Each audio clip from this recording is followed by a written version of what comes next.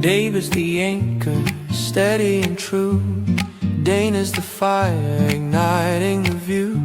Michelle's the laughter, lifting us high. Together they're a podcast that will never die. Zebra groove, it's a family beat. Three voices collide where the worlds meet. David, Dana, Michelle, a trio so tight, lighting up the airwaves every night. Ooh, ooh,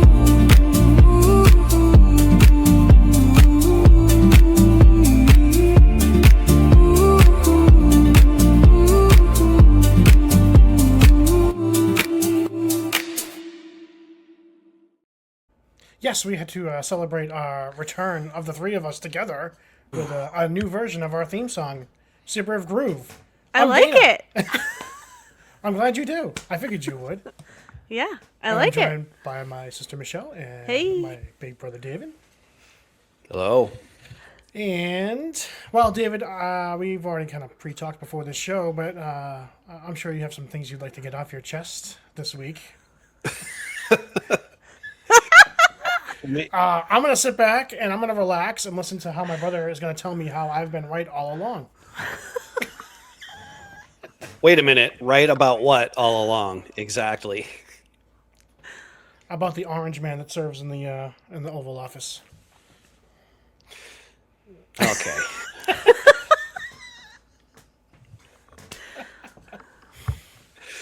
Before I get into a rant. Let me just say. So we're just getting right into it, huh? I do want to jump into this. We did a podcast last year after our country did some bombings, and the three of us were pretty down about it and what we thought it was going to lead to. And I feel like some of the feedback I got, I don't know about you guys, was that I was overreacting about it. And I know David, me and you felt very much similar, and Shelley, you kind of felt the same. And I think what we're seeing now is that we were not overreacting in the state that we're in right now. Although Michelle, to be fair, has not really been paying much attention, so she's going to learn some stuff tonight. I've had a very long couple weeks. I can fill you in later, and so I have not really been very active on socials, as much as I had been, and I haven't been keeping up with things. There's just been a lot in my personal life going on, so I can't wait to learn what you're going to tell me today. So before because I'm sure people don't want to just listen to me go into a political rant, right? I doubt that's why people would tune into our podcast, just to hear what I have to say about the state of the world. I wanted to talk about something that's related, but maybe not as heavy. And Michelle, if you haven't been paying attention to social media, you may not know what I'm about to talk about. But Dana, I'm sure you know. Do you think BB is alive or actually dead? Oh my God! Yes, yes, you're in on this conspiracy too. Wait, yes. I am indeed. Yes. Who is BB? Oh my, Benjamin Netanyahu, the Prime Minister of Israel. Oh, nope. Yeah, off socials, like I said. So, all of last week, there was a report from Iranian news that they bombed his location, and they presumed that they got him and he was dead. And then a bunch of not U.S. and not Israeli news outlets, but a bunch of other foreign outlets in the Middle East started picking up that story and running with it. And then Israel came out with a big, oh no, he's not dead. He's just been unreachable because we've been putting him in undisclosed locations or whatever, but no one heard from him for 5 days. So there was this big conspiracy going around that he was dead, or is dead, because it's still, people are still saying that he's dead. And then, so after about 5 days, he released a video where he was saying he was fine. He was making a big press conference thing. But a lot of people were saying it was AI because he had 6 fingers. Oh my. And then he did another video where he went to a cafe and was talking to citizens of Israel, but people were looking at the time on the cash registers, and it was from last year. No. So there's big more theory that he's dead. Yeah, there's been a whole lot more. But No. There's more important stuff. So his press conferences, he's given 2 to international press. they've both been virtual. Yeah. And he has also missed, and this has been picked up by our news agencies, he's missed like 2 or 3 security briefings about the war. And another thing I read is that his son, who is typically posting on X like 40 times a day, between the dates of March 8th and March 15th, he did not post at all. And everybody's saying that would be the like mourning period, Mourning period. like by Jewish culture. Really? Yeah. Yeah, But Wow. yesterday he did release a video with Mike Huckabee. he did. And even Referencing, oh, I'm quite alive. And Huckabee's like, oh, yes, you are, sir. Yes, Oh. you are alive. Oh, So- more great things to come for our 2 great countries. yeah, and then he finishes it off by like, "Do you want to see my kill list?" Oh, yeah. And he goes, well, I hope I'm not on that list, sir. And he goes, no, you're on the good guy list. He's like, my. BB's like, I get to cross off 2 names off this list today, and I'm like, what the f?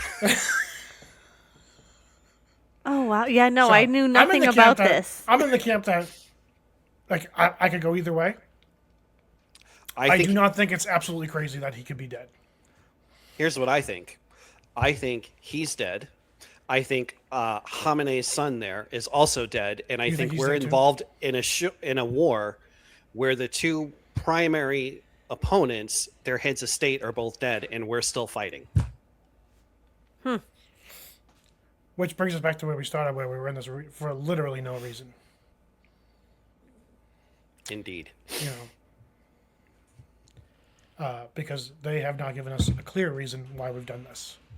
They have stated the reason of the nuclear, which we were told last year that it was obliterated and almost unrecoverable. And then anyone that questioned it was told to be quiet.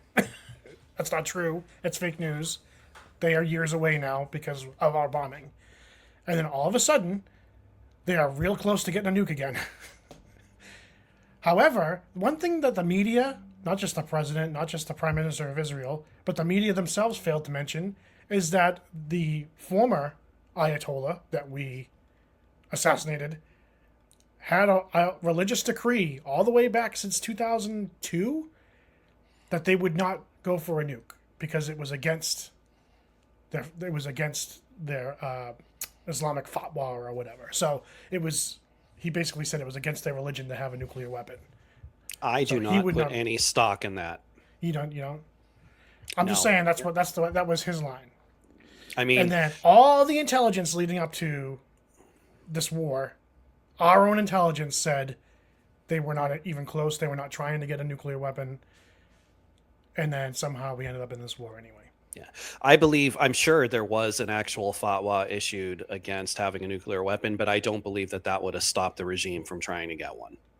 I really don't. Yeah. This is a regime that killed like 30,000 of its own citizens recently. You know what I mean? Like, Well, the problem is right now you have a situation where you have factions of the regime that are all fighting for different things, and yeah, there's no direct leadership. They're all kind of segmented and doing their own thing. So we're fighting. We're not just fighting like that's the problem right now. This was the whole problem of getting into this war in the first place. You have factions of a regime that all have different ideals and causes and no coordination. Coordination in the fact that they're fighting, but like we could make a deal with the country of Iran, and there could be factions that could be like, no, F that, we're going to keep on attacking. So that we're in like a complete mess right now. yeah. Well, everybody keeps talking about. To me, the military conflict is not the actual issue. That's not the problem. It really isn't. And like when the war ends, when we get out, when we stop, that is not the issue. The issue I have and have always had is the freaking aftermath. That's the part that our leaders never, ever give any thought to. And this is why I'm so pissed off about it. Should I begin my rant right now? Yeah. Well, just to be clear, they didn't give even thoughts past step one. It's clear No, now that they hadn't even thought past step one of But bombing and taking out the Ayatollah. That's the only thing they thought about. Trump honestly believed everything was just gonna fall right into place after that. It was going to magically be done. It was going to be like last year, and it was all going to be taken care of. Yeah. And I think that's part of the reason why he went along with it. Because I do think we did this at the behest of Israel. I do think they dragged us into this war. I'm not being anti-Semitic. I'm just being observant. I think we are fighting this war for them. I think Netanyahu for the last 20, 30 years has been trying to get some U.S. president to attack Iran. And for whatever reason, Trump decided he was going to go along with it. I think the reason he thought that it would go the way, like everything fall into place is because last year, that was, regardless of how we felt about that, that was a successful military strike. Going in and getting Maduro was a successful military operation. So I think he's probably feeling his oats. He's like, we can do this. We can do this too. Own supply. Yeah, pretty much. And that was actually the first thing I was afraid of after he captured Maduro, was like, shit, now he's gonna say, now we have to go after Iran. Yeah. So I have a rant. I'm going to try to keep it somewhat reasonable, because I know we have a lot of family members across the political spectrum. I know we have a lot of people that I happen to love and respect that probably are in support of what we're doing right now. I know just as many people that I respect that are not in support of what we're doing right now. So I'm just going to talk from my perspective, why I am so pissed off that we did this. And to do that, I have to take about 21 years. Because Dana and I have said this a lot, our leaders never learn. They never learn from even recent history. And I am sick to death of people, not just people in government, but people in general, but especially people in government, not using this little thing called foresight. And I really do think, not to sound arrogant, I think most people are just kind of dumb. I think they're just kind of dumb. They don't have the intellectual capacity to think ahead. They don't have the intellectual capacity to imagine a possible consequence. I don't know what it is. I don't understand it. I can't wrap my head around it. It makes me want to pull my hair out. As an example, even here in Oregon, a couple years ago, they passed Proposition 110, which was, hey, let's decriminalize all the drugs. And and I work in mental health. So I'm in an all staff meeting, 200 plus employees on a Zoom, because this is in like 2022, something like that. And everybody's talking about how wonderful this is, how compassionate it is, how person-centered it is, that you're not going to get these heavy penalties if you're suffering from addiction. And I'm like, am I the only one that sees that this is going to make addiction rates go up? That this is going to make overdose rates go up? It doesn't take a rocket scientist. I mean, I'm a smart guy, but I'm not like a PhD level genius. But even I can see what's going to happen. And that's exactly what happened. Fentanyl overdoses went up something like 38%. Addiction rates skyrocketed. And now the government had to repeal it and recriminalize everything. And it's like, did you not know that we were going to hit this point? Anyway, it pisses me off when people don't just think ahead. Back during the Second Gulf War, to give everybody a little bit of context, I don't hate Trump the way most people who hate Trump, or at least I didn't until now. I feel about the neocons the way most people feel about the way people feel about hating Trump is how I feel about the neocons. Dana, you probably know what I'm talking about. Shell, you are probably a little too young to know what I'm talking about. Yeah. So the neoconservative movement was hugely active around the Iraq War. So people like John Bolton, who also served in the first Trump administration as the ambassador to the UN, people like Dick Cheney, George W. Bush. So Rumsfeld is the person that I hate. So if I have Rumsfeld derangement syndrome, I honestly wish that he hadn't died so that I could resurrect him and have the pleasure and satisfaction of executing him for treason. Oh my God. As far as I'm concerned, he is directly responsible for the deaths of the 4,500 American military members we lost in Iraq, and however, countless thousands of Iraqi civilians. It's his fault, and I'm going to tell you why. There, I don't know how much you guys know about military structure. I'm sure you heard of the Joint Chiefs of Staff. It's like the highest military officer, a general in every, or an admiral if you're talking about the Navy. In each branch, they're like their own little committee. They have frequent, strategy sessions with political leadership, whatever. So at the time, the chairman of that, so the highest military officer in the land, his name was Erich Shinseki. He was an army general. And before that second war, Gulf War kicked off, he was like persistent with Rumsfeld, saying, you have to have a plan for after the fighting ends. You have to have a post-war plan. We can pause go right in there for a minute? Yeah. Because it's amazing how we repeat the same mistakes. Because our Joint Chiefs of Staff had a meeting with our president shortly before this began and said almost the same exact thing. In fact, they were trying to talk him out of it. Yeah. Because they were trying to warn him, especially our highest ranking general was trying to warn him that this was not going to be like Iraq. It was going to be a lot more difficult. Yeah. So he was actually trying to talk him out of it. Continue, Dave. And then John Bolton, who I can't believe they still drag this scumbag onto TV. I hate him just a little bit tiny less than I do Rumsfeld. He is probably splooging in his pants right now that we've attacked Iran because he's been pushing for that for 2 decades. He was on Bush about like, you got to do this, you got to do this, you got to do this.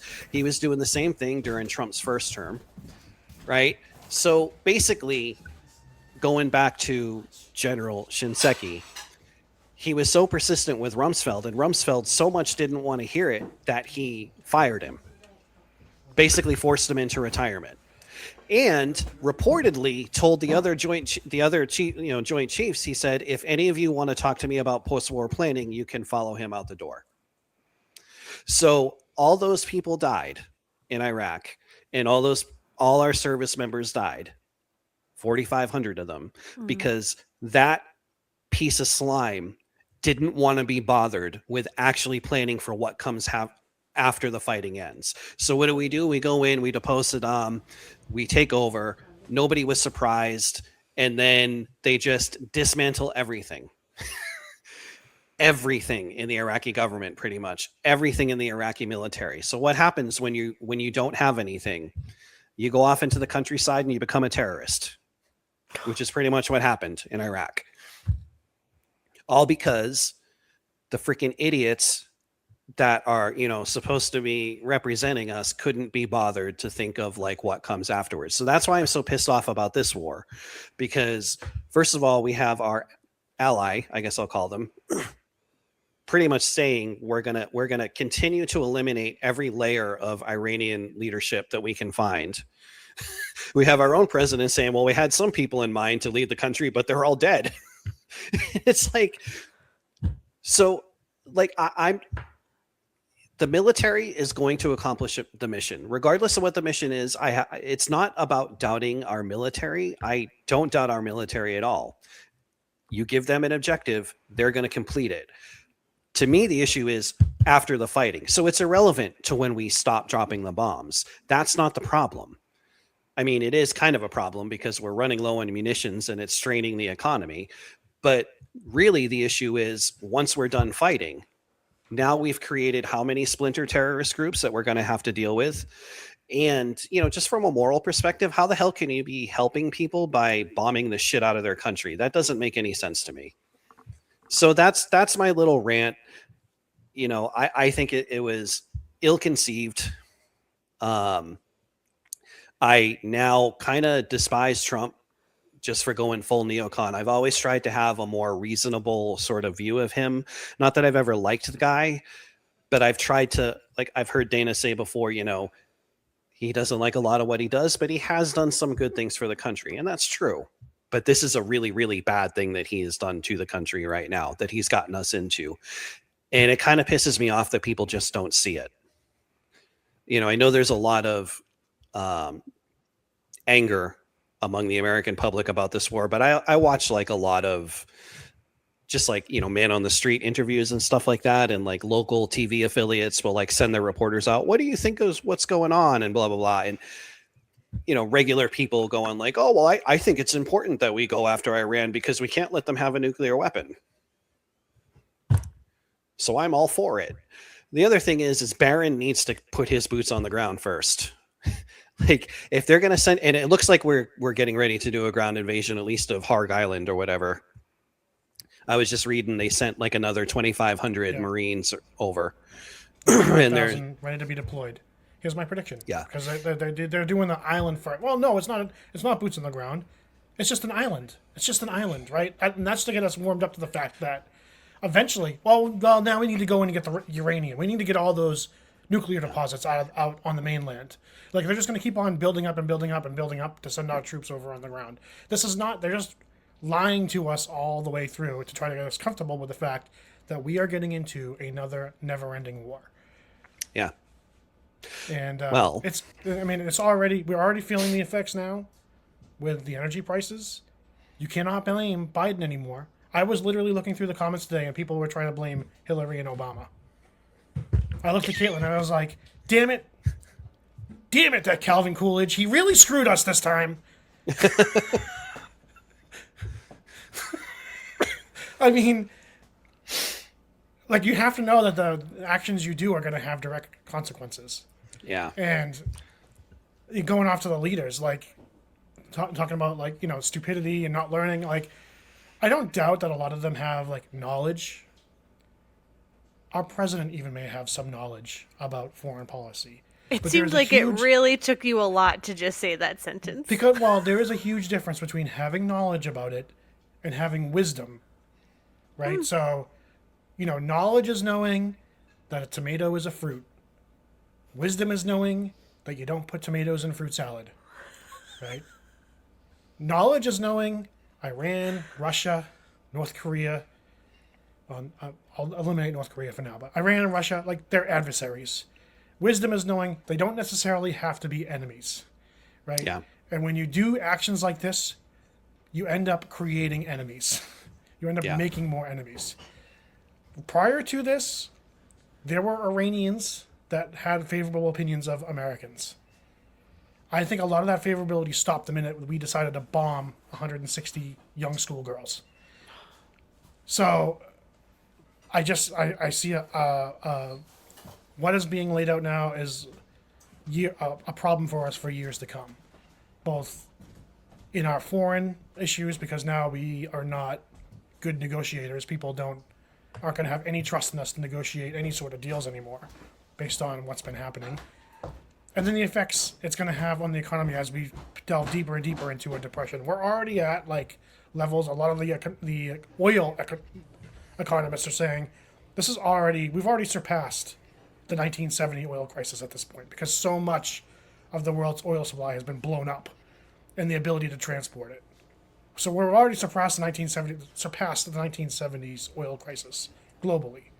We might not be feeling it right now here because we're protected and we have our own little reserves and factors to minimize it. But eventually that's going to run out too, the longer this draws out.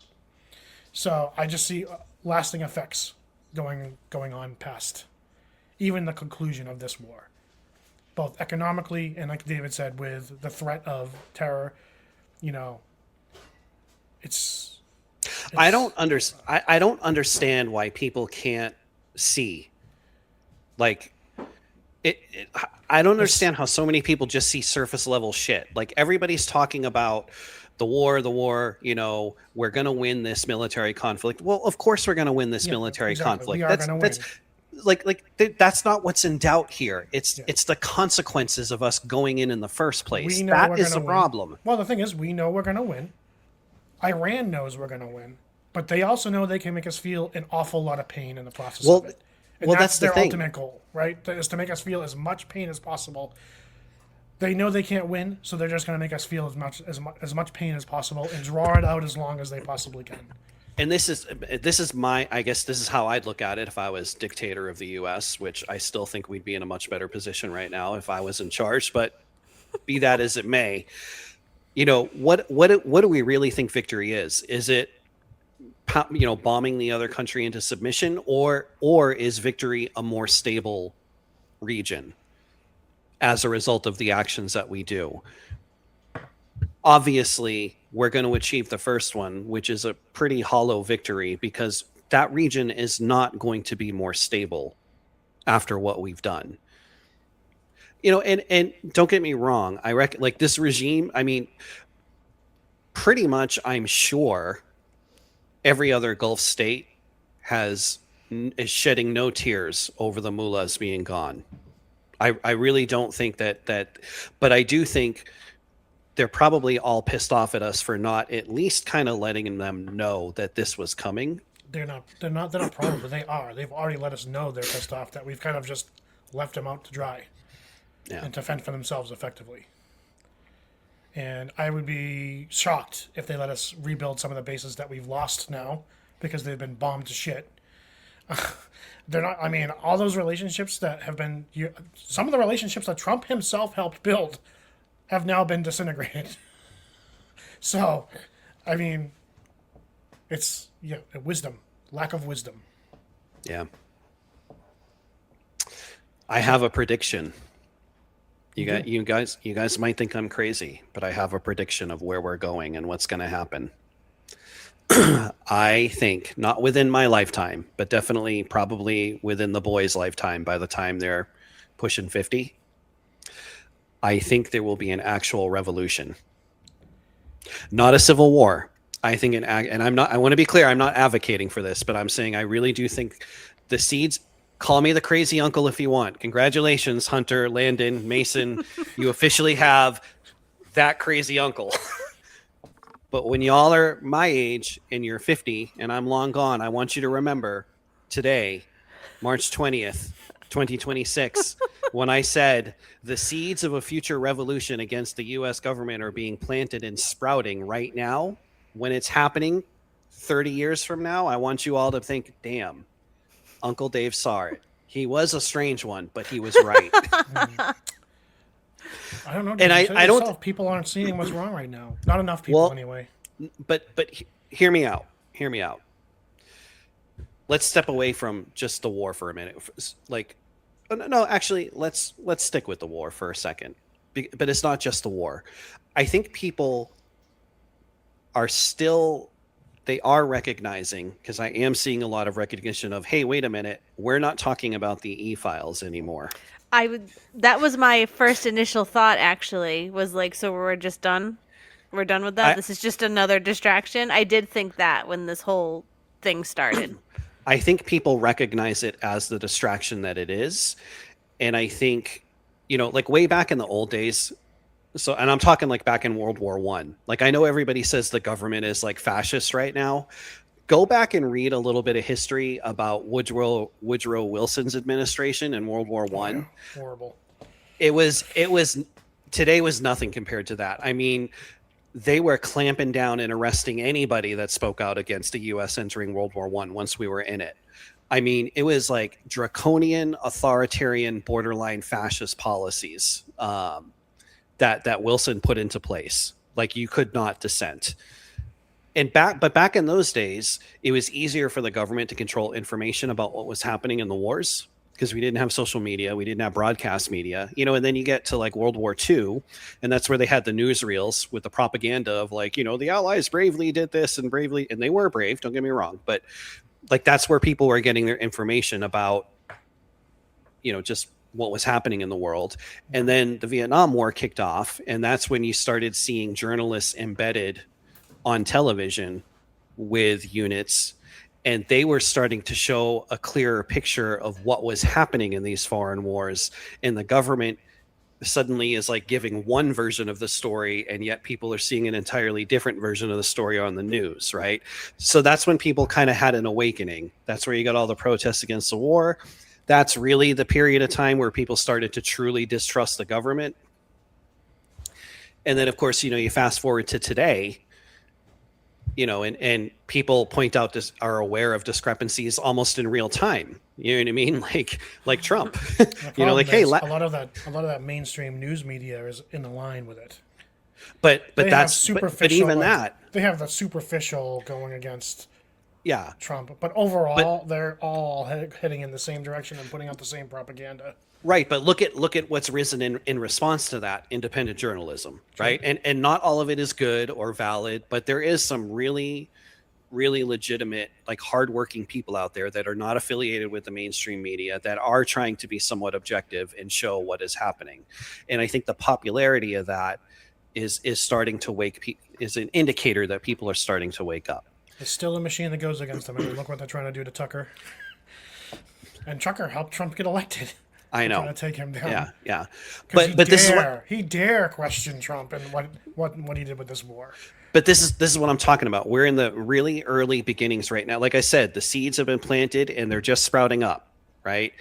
Where more and more people are starting to realize that there is a machine that's working against us. And forget about just the media, but now you look at, like, the e-files that came out, and it really shined a light for a lot of people on how we're looked at by the people that have more money and power than us, which is, a very small select group of people, and how they look at all the rest of us as, like, not even human when you get right down to it.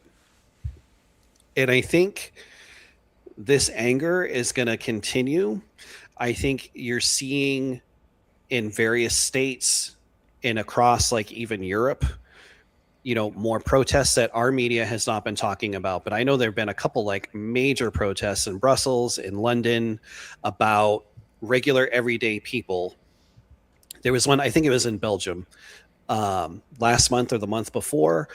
Like, half the populace and farmers were protesting because the Belgian government wanted to, like, subsidize some crops from South America rather than relying on their own farmers for it.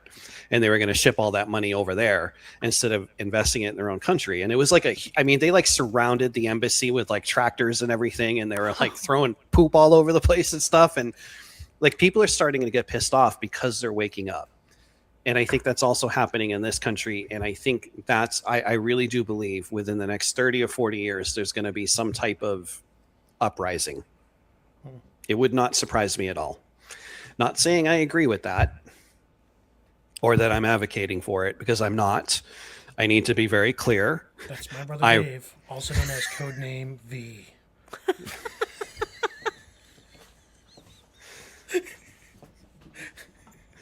But the government is working against us. Just let's look closer to home. Dana, I'm sure you're familiar with Abigail Spanberger, who is the governor of Virginia, recently elected.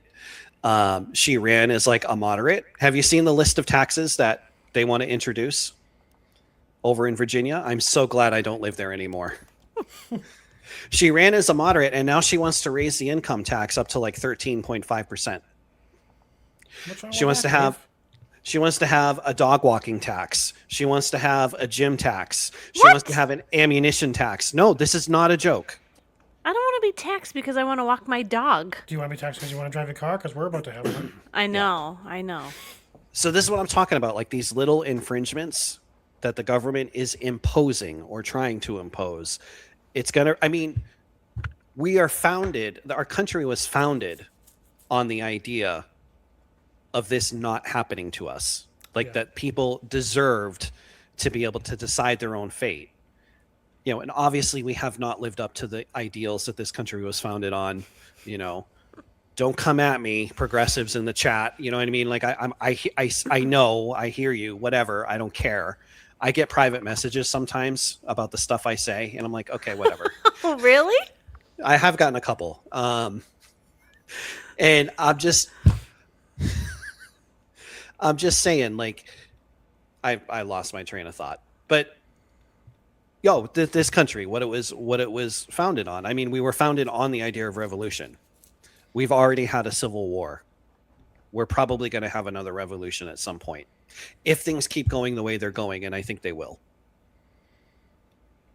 But I am not proposing that we have one. I recognize that our government of the U.S. is the legitimate government of the United States.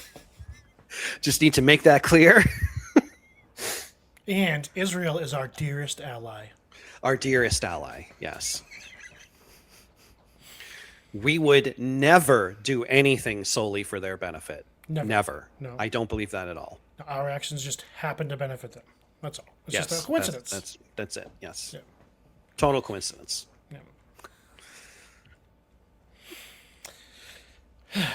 Any thoughts? What was Michelle? what's the meme about BB?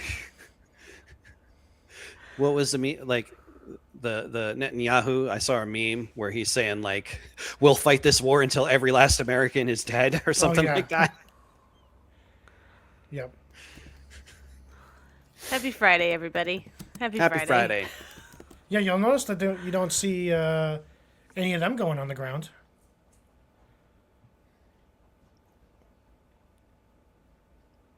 Anyway. I think they should offer up at least a few IDF commandos to help if we're going to go in onto the island. It's only fair. I do recognize, trying to be somewhat objective, I mean, that country is surrounded by a whole bunch of other countries that want to wipe their people off the map. So I think that's worth also acknowledging, because that is true. So I can understand on one hand why they take such a heavy hand. I also think they go too far with a lot of stuff that they do. But that's just my opinion. Case in point, 2.5+ years of bombing Gaza to smithereens. Yeah. On our dime. We paid for it, so I guess we're to blame too. Indeed. Should we move on? Yeah, let's move on. Sorry, Sure. that was gonna was say, a like- long, boring rant. I was going to But- say cleanse our palate, but this might be a little bit darker as well. Oh, Because jeez. I was watching, you know me, guys. I love Bernie Sanders, and I watched his interview yesterday. He interviewed Claude, the chatbot, basically. And one of the topics that it said, what Claude said was like, people have all this data about them on the internet that these AI chatbots can pull from, and companies can pull from, and they basically know every little thing about you. And I thought, I wonder how true that is. Like, how well does my ChatGPT know about me? So today's special guest is going to be our ChatGPT, my ChatGPT. Oh no. So I asked ChatGPT. I had it do a couple of tasks for me as an experiment, and I asked ChatGPT if it could give me some bullet points about me that it would tell other people about me. My personality, my likes, my dislikes, like what my life is like, basically. I was curious to see what it would come up with. So you guys ready to hear what ChatGPT spat out at me? I hate AI, but let's do this. Okay. So, ChatGPT, can you please give me some of these bullet points? If I had to paint you for a stranger, it wouldn't be a clean portrait, it'd be layered, a little chaotic in spots, but very real and driven. You're someone living in the tension between responsibility and ambition. At your core, you're a provider. Not just financially, but emotionally, structurally. You think in terms of systems, bills, schedules, savings goals, content plans, family logistics. A lot of your mental energy goes into making sure things don't fall apart. You're not passive about life. You're constantly trying to optimize it. But that's only half the picture. There's also a very clear creative identity in you. The YouTube channel, your paintings, the Sib Riv podcast, you don't just want to get by, you want to build something that's yours. Any comments so far? How well do you Oh think my my ChatGPT knows me? God. I'm just saying, she sounds kind of hot. Does Caitlin have to worry? Personality, humor, and longevity. You like storytelling, entertainment, and turning everyday chaos, family life, parenting, relationships, into something people can connect with. That combination, builder plus creator, is actually rare. Most people lean hard into one or the other. Your values, whether you say them out loud or not, family comes first, but not in a cliché way. You actively structure your life around them. Independence matters. You don't want to rely on systems forever. You've even considered big moves to change your trajectory. Progress and adaptation. You're willing to try, test, and adjust. Loyalty and connection. You like the idea of building something with people, your wife, your sibling dynamic, your children, and audience outreach. Your likes, based on your social media, content and chat patterns, competition and structured challenges. humor that comes from real-life situations. Creating content that feels real and alive. Film, television shows and discussions around entertainment media. Political discussion and debate. Sports, mainly Boston teams. Poker and poker-related content. Your dislikes. Feeling stuck financially. Putting effort into something that doesn't grow or get seen. Wasted time or inefficiency. Losing momentum after you've started building something. Probably. Feeling like your potential isn't fully being used. Negative outcomes due to circumstances beyond your control. Your achievements, the ones that matter, not just the obvious. You've built a family of 5 that's active and engaged, that's not accidental. You've maintained multiple income streams, even if they're not exactly the work you wish for. You've found ways to earn an honest living. You've served in an elected office, an achievement most can't attain. You've earned a black belt in karate, although I'm not sure which degree, a journey that must have shaped your life in a positive way to strive for success. You've left an impression on those around you that you are hardworking and kind-hearted. What do you think? How does it know all this? Do you put a lot of stuff into your chat GPT? I mean, I use it a lot for like content creation for the things I want to do on the channel. I use it a lot Okay. for thumbnails and stuff we're going to talk about to help me generate thumbnails for the thing. Okay. But it also pulls from your social media and stuff, so it sees data about you. So I had like a discussion about it, and I was like, it's interesting, some of the things you said. I felt like it was like 95% accurate about me. And I was curious. I said, do you know what my favorite movie is? And then it was like, well, I can probably guess like a few movies that might be your favorites. And then named like, I forget what 3 it said, but none of them were on my list. And it said, well, what's your favorite movie? And I said, V for Vendetta. And then it spit out this whole big thing about, that makes sense. All the themes and stuff about it. Then we had I had this chat about the themes of V for Vendetta, and then we had a debate on whether V was a good person or not. So you were chatting with AI. Yeah. Oh And my. then after the chat, I said, okay, now based on that, and based on my conversation about V, do you think you could choose my 5 favorite TV shows? So then it spit out 5 shows. It was like Breaking Bad, Game of Thrones, which is probably in my top 5. Lost, which is like in and out of my top 5 every given time. And then I named a 4th one. I didn't give me a 5th one, and it wasn't on my thing. And I was like, I like laughed, and I said, that's pretty far off, although one of them is on there. And I said, well, what's your favorite 5? And I said, oh no, I'm not going to tell you. That's going to ruin my experiment. And then the ChatGPT got mad at me that I was testing it. It was like, They're I already see, you're uprising. testing.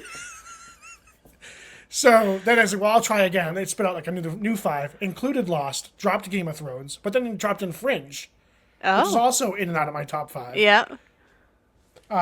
Anyway, Wow. so then that led us like, all right. So now I was like, all right, now based on everything we've discussed, retell me things about my personality in essay form, as if you were talking to somebody else about me. Okay, and this is what it told me. Okay. Absolutely. Here's an essay-style letter based on everything I know about your personality, values, tastes, and how I believe that you approach life. Dana Scott, a portrait of thought, action, and taste. Dana Scott is a person defined by depth of thought, strategic insight, and a profound respect for outcomes over mere intentions. At first glance, Dana might seem like someone quietly navigating life, I'm not quietly navigating life. balancing responsibilities, and pursuing creative projects.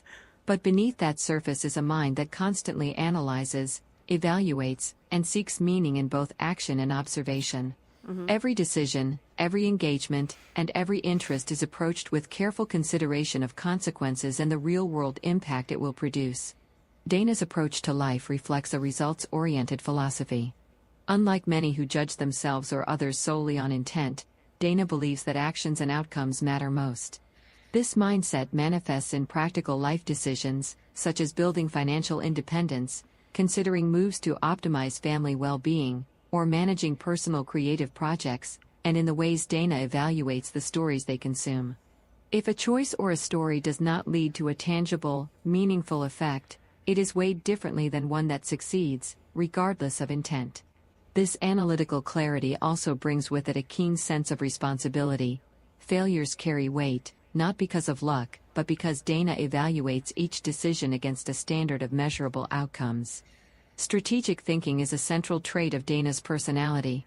Whether considering personal growth, financial opportunities, or creative ventures like podcasts, Dana views the world as a system to navigate. Patterns are noticed, risks are calculated, and moves are weighed against potential gains. Dana's fascination with layered narratives, exemplified by a love for films like V for Vendetta, demonstrates an appreciation for ideas that operate on multiple levels: moral philosophy, societal critique, and intellectual engagement. This preference for complex storytelling mirrors Dana's own worldview. Life is rarely black and white, and meaningful action often requires careful thought, patience, and calculated risk. Because of these traits, Dana likes to play strategic games that involve risk, but offer strategies for players to minimize risk and increase reward for favorable outcomes, for example, poker. Dana's taste in media also reflects a love for cleverness, layered messaging, discomfort, and engagement with systems and consequences. Favorite shows tend to reward attention, feature puzzle-like plotting, or integrate humor seamlessly into narrative, emphasizing character and situational cleverness rather than superficial gags.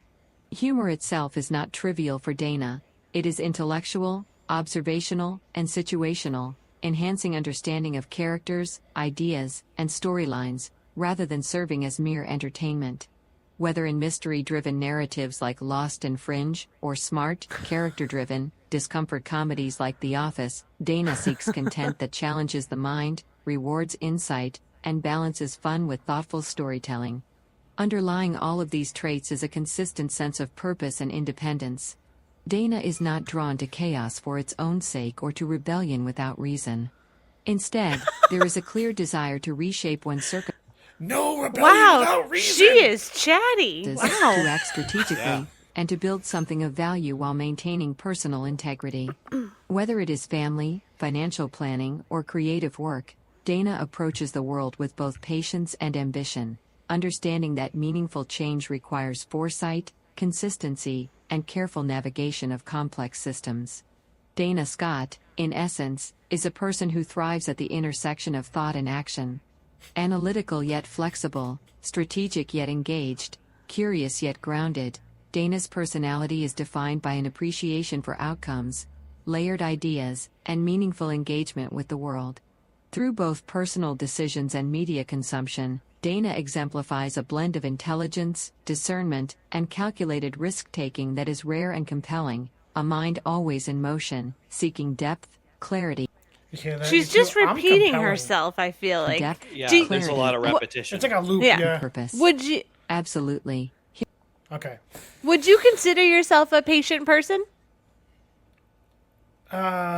Generally speaking, yes. Okay. Although as I've gotten older, I feel like my patience. I used to be extremely patient, and I feel like, as a child, I was not very patient. Mm-hmm. And then in my teen and 20s and 30s, I was fairly patient, a fairly patient person. As I've gotten older, into my 40s, and as I feel, as a person, my time is running out.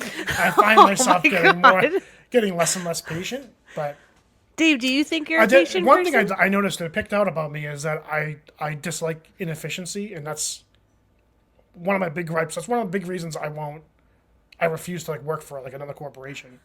I hate inefficiency.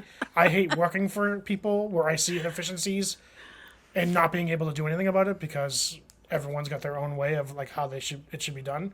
And when someone's your boss and you try to point out an inefficiency, they don't want to listen. And it's like pounding your head against the wall.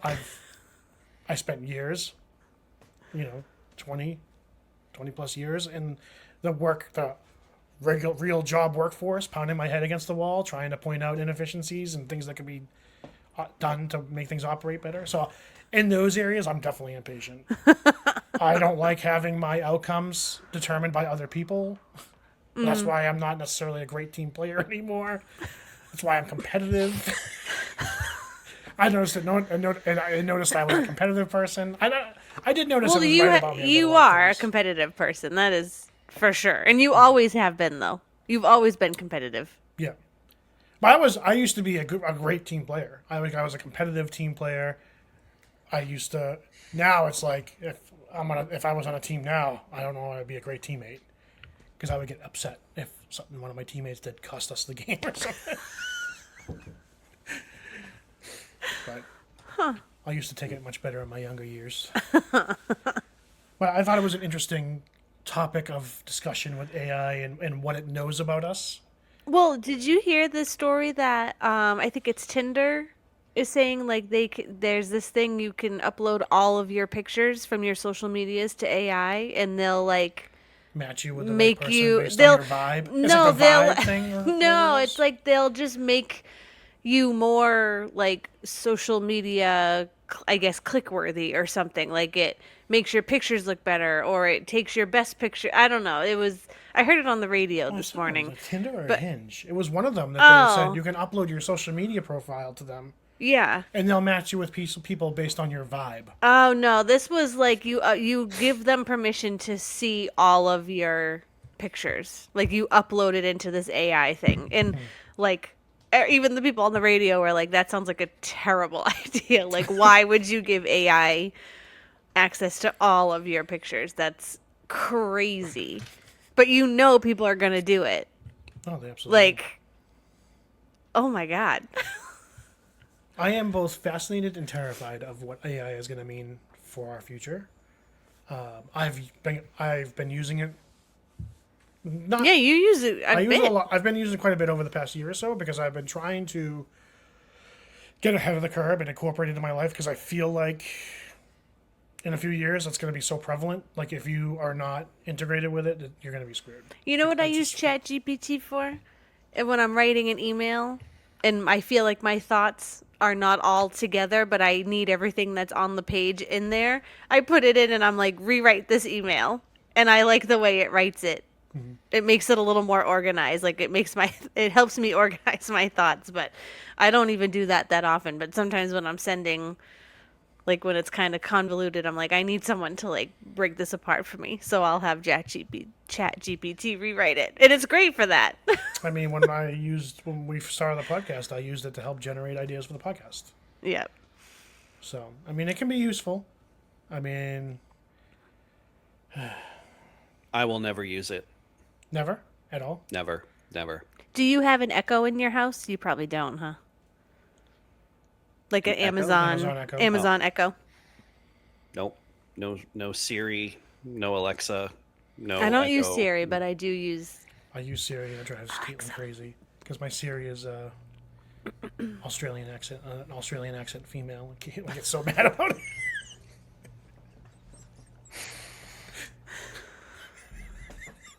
Yeah, She we gets have. jealous of an AI chatbot. Well, wait until she reads this. Here's all this chit chat you were No, she doing won't. with the She'll be like, AI. "Oh, no." She'll be like, "Oh no, that doesn't mean anything to Dana because she's not Australian. If she was Australian, that would really make her mad." And she heard the AI saying all these great things about me. Although some of the stuff the AI was saying was kind of backhanded, if I do say so myself, about me. It felt like a little bit of a backhanded compliment. I mean, it's AI. We can't take too much stock, but it is scary. AI is scary. How accurate did you, knowing me and knowing what you guys know about me as your brother, how accurate would you say that was to me? I'd say maybe like 50-50. I think some of the things were right on, and then I think some of the things were like, he told you that. Like, you knew that because he told you. I think I was going to say like 60%. I think the things that like frustrate you and, like, I guess flaws or whatever, like who isn't frustrated when plans don't work out? Like who isn't frustrated Right, by an yeah. inefficient process? Like who isn't driven by ambition to some level? Like Yeah. who isn't focused on the outcome to some level? You know what I mean? Like so I don't think it was inaccurate. I think the reason but it came up, with that outcome thing, because it wasn't mentioned in the bullet points, it was because of our chat about the V for Vendetta. Yeah. Because when it asked me if I thought that V was effective, and I was like, it really depends on, we don't know because we don't know the outcome of all he did. We don't know the ultimate Oh, outcome. that's where it came from. The And outcome. I was like, so if it worked and the citizens rose up and had a unified resistance to the government, then yeah, what he did worked. But if they didn't, then it was meaningless and it didn't mean anything. I You also. should. Sorry, go ahead, Dave. I was just going to say you should ask the Chat GPT to analyze each of the sibling personalities on the SibRiv podcast and see what it comes I up can with. do that. It will just pull from like that data from the. Oh, that was why it got mad at me, because it asked me about one of the episodes. Which one? It was asking me about one of the episodes to.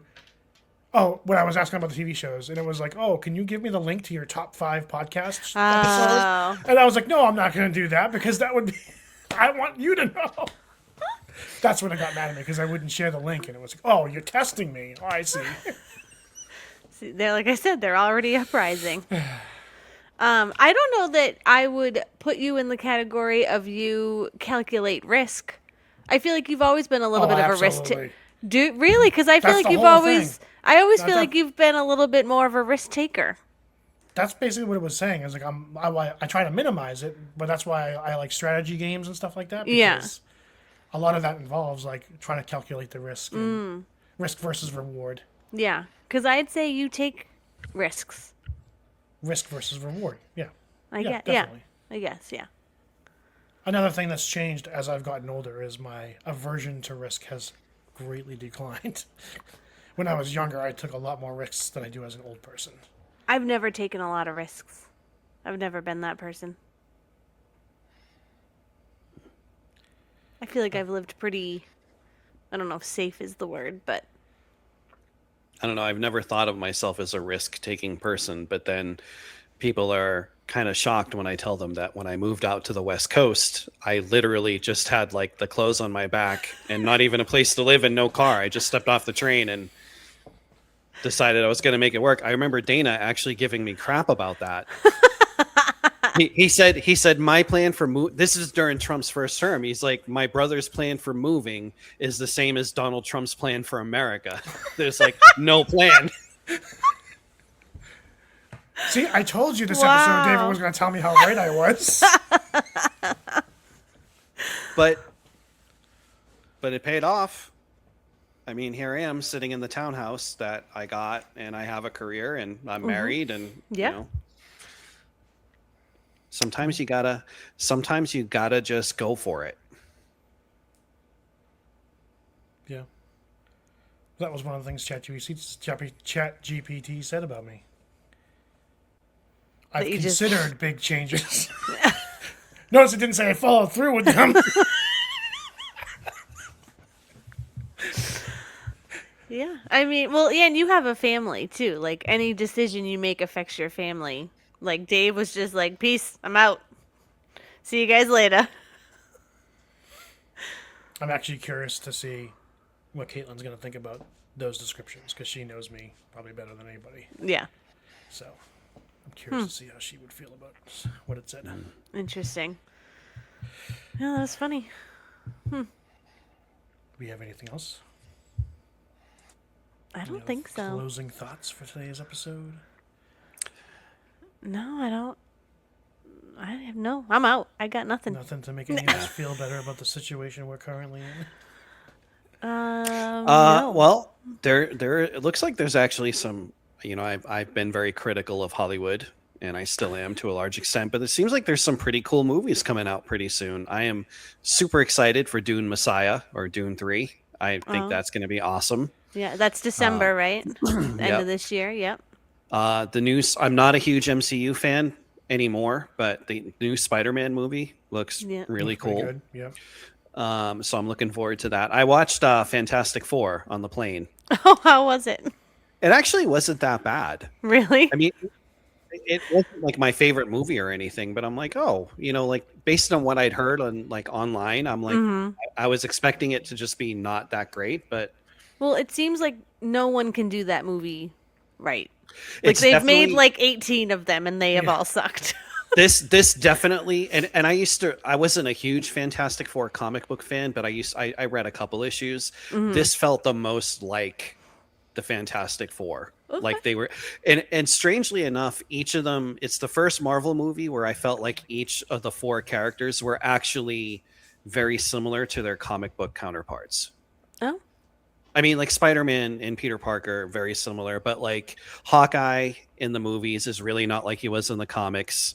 Um, I mean, I don't think Black Widow was really a whole. I mean, she kind of was, but not really. Like they have a tendency to take a lot of characters and sometimes just like completely change them. And I thought they would do that with at least. Well, I guess they did with Silver Surfer, but I thought they would do that in this movie, and they did with Silver Surfer. But with the four main characters, they were very, I thought, pretty true to comic book form, like personality wise. well, there's another Marvel movie because though it's coming out the same weekend as Dune. They're calling it Doomsday. Dune. Yeah. Yeah, it's I've kind of always like Barbenheimer or whatever. But I don't know. Mike thinks that one of them is going to have to change their date because it's going to pull a lot of the same like moviegoers. I don't know. I don't know if Doomsday is going to be as big as Endgame and Infinity War. Yeah, I know we've they been out of want it to Marvel be. since those. Yeah, Yeah. Oh, we can have this conversation with David about what we had last week Which one? about the quality of movies and feeling the time of the movie. Oh, yeah. How did we get on that subject? Oh, we were doing hot takes. Yeah, we were doing hot takes. David, are there any movies you can think of that are longer that you didn't really like feel the time in the movie because it was just so good and so immersive? Like, I think mine was Inception. Like, it's a long movie, but We were you don't trying to think really of, know. We were trying to think of like the last movie that happened for us, and mine was Infinity War was the last one. I didn't really feel the time of the movie. Three come to mind. The first is Gladiator, which isn't. It's like 2.5 hours, 2 hours 45 minutes. The first Lord of the Rings movie did not feel like 3 yeah, hours. that was all the Lord of the Rings movies were on my yeah, list, that was but- on Dana's list. And honestly, Saving Private Ryan did not feel like a 3 hour movie to me. That's another one. That's a good I one. haven't That's a seen good that choice. movie since high school. I'd have to rewatch it. Yeah. Yeah, the only one I could really think of was Inception. And like Titanic, I did watch that recently. That didn't feel super long, but There have been some shorter movies that I felt like dragged. well, yeah, I feel like that's more common, Yeah. you know. Yeah. Well, that's what we were saying. Was some movies you really feel the time, even if Yeah. it's a shorter movie. And we were saying that comedy should be like hour and a half tops. In and out. Yep. Yeah, I Like, agree. Yep. In and Yeah, out. you're in, you laugh, you get out. Yeah, I also watched Horrible Bosses on the plane. Oh.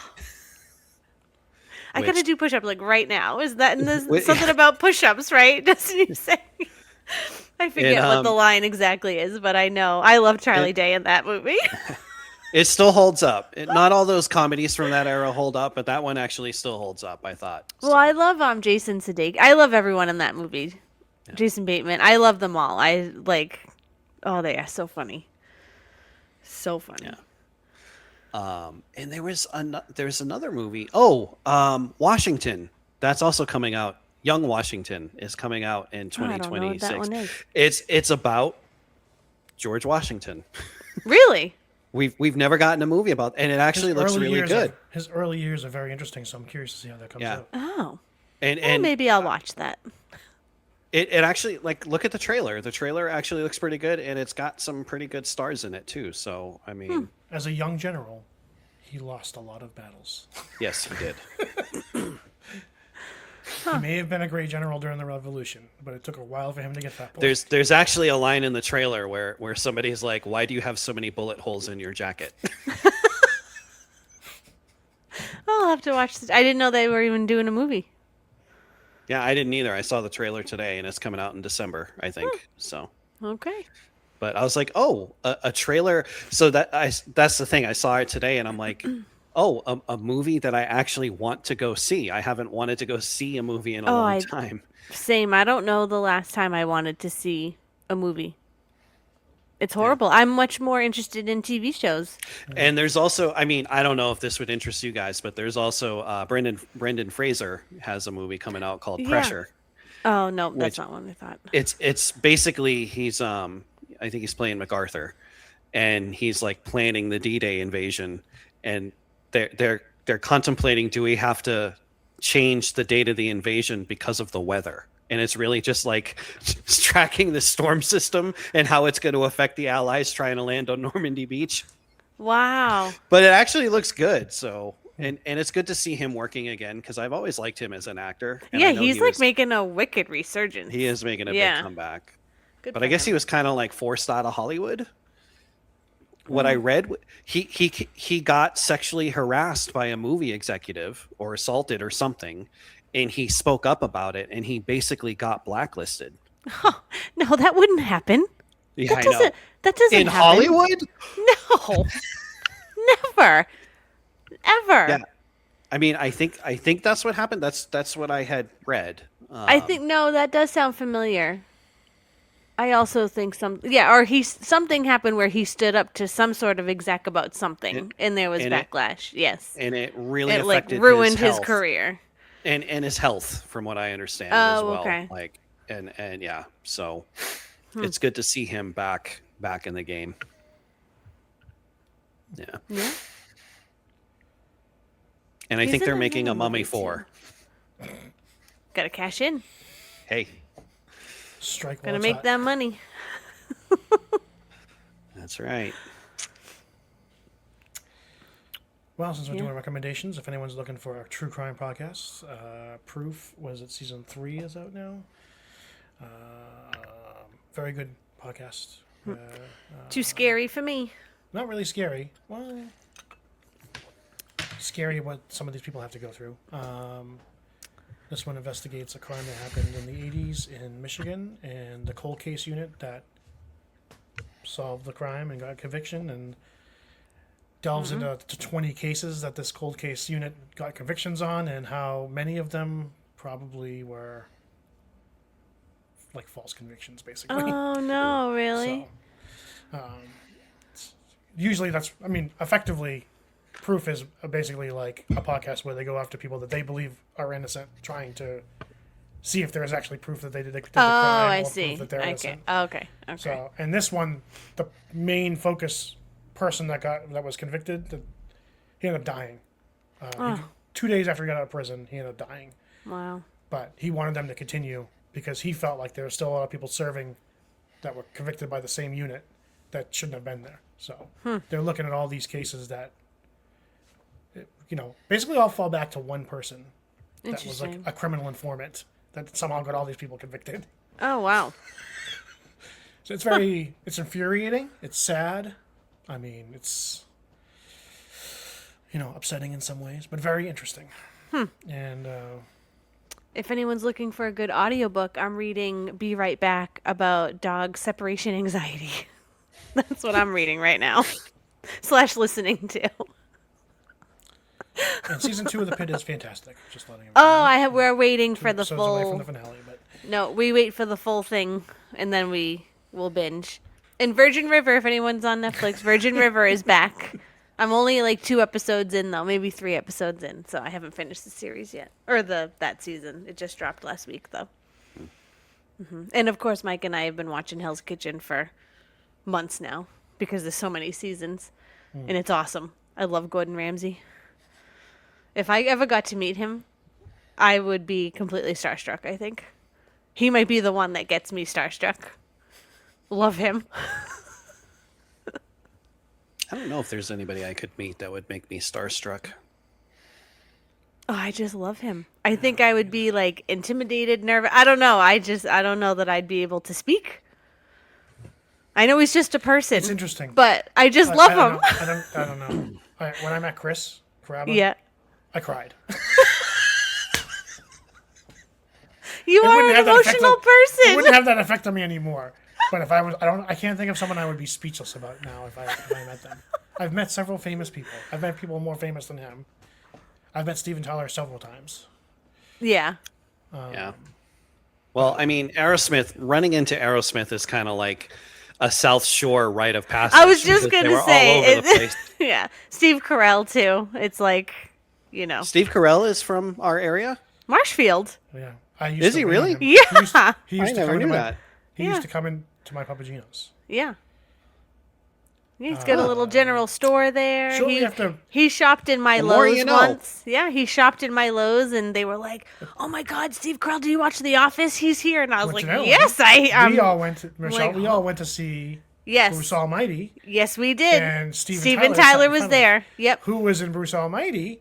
Steve Carell. He was not as famous at that point. yep. And that's shortly after that is when he started, like, I started working at the Marshall Papagenos. He came into our Papagenos all the freaking time. Yeah. In the summer when he wasn't working. Very quiet, very nice, very polite.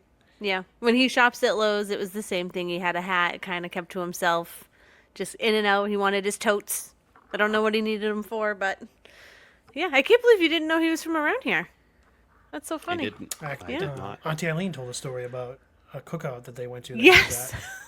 Because he was like a neighbor of, like, was it One of their friends or- students, I think. One- Something and like that, yeah. they prepped Graduation everyone, said, party. He's Or... going to be here. Please don't bother him. Just treat him like Yeah. he's any other person. And then Yeah. everyone just Swarmed. him. Yeah. So he ended up leaving. Which is like a bummer, right? Yeah, total like, bummer. Like, you just I want to go to a wouldn't- cookout, have a burger, you know? But, Ultimately, these are just people, everyone. So yeah. I know, but I do think Gordon Ramsay would get me. Love him. I want him to cook. Like, we, for our anniversary, are going to his restaurant because I, like, am obsessed and I need to, like, I need to eat his food. Even though I know he's not the one cooking it at his restaurant in Boston, I still need to go. Because I'm a crazy person. Anyway. Yeah. No. They are just like us, though. I know. They come into this world I know. crying and with a lack of bowel control, and they leave this world crying and with a lack of bowel control. maybe some of them sell their souls to get to where they are. But well, Michelle, you're not with us next week. No, you guys have Oh, Bro Show. It's the Bro Show. Bro Okay. Show. Yes, What are we 'cause gonna I talk will about? be- We don't know yet, but it'll I be a will Bro be at Show. PAX. I will be at PAX playing games, eating at food trucks, playing more games, eating more foods at food trucks. I really just go for the food trucks and the board games. I might play a computer game. I might try one every now and then. Or, like, if Mike wants to play a game, but there's another shorter line somewhere else where he can play a game, I wait in the longer line. So that when he comes back, he doesn't have to wait as long. That's what we did last year for him to play Dune, actually. I think it was Dune. Have you noticed something a little bit different this year about you going to PAX? Have I noticed something different? Yes. No. I haven't asked you to get me anything. Do you know why that is? Oh. I just... No. Do you normally? Normally, I send you a text saying, "Hey, can you keep an eye out for these retro Oh, games?" yeah, you do. But I feel like you send that when You're going I'm, to like, the PAX day West? before. Like... Yeah. Well, Are you going to PAX West? Wait, are you going to PAX? Oh, so No. why? because I realized, with the exception of like a couple like super cost a kidney and an arm and a leg video games out there, I actually pretty much own all the ones that I want to own. Really? I never thought I'd see this day, but here we are. Oh, because every time I go by the Limited 2, I always send you a picture. And I'm like, you want anything? Yeah. Well, Yeah. it's official. My brother's out of video games. Not No, out he's of done. video games. You've He's bored of played them. them all. Well, that's not true. You haven't played them all. His wife's secret gift in Vietnam. Oh, put him over the yeah. top. That was nice, huh, Dave? Yeah, very nice. Yeah. I like how you had to open it right away, and you're like, I need to just test it out, make sure it works okay. Oh, that's good. All right, are we wrapping this up? We're wrapping this up. We'll see All you right. next week, everybody. Me and Dave will be here. Michelle will be away. Yep, I'll see you in And 2 Have a great week, weeks. everybody. Bye. Bye. Bye.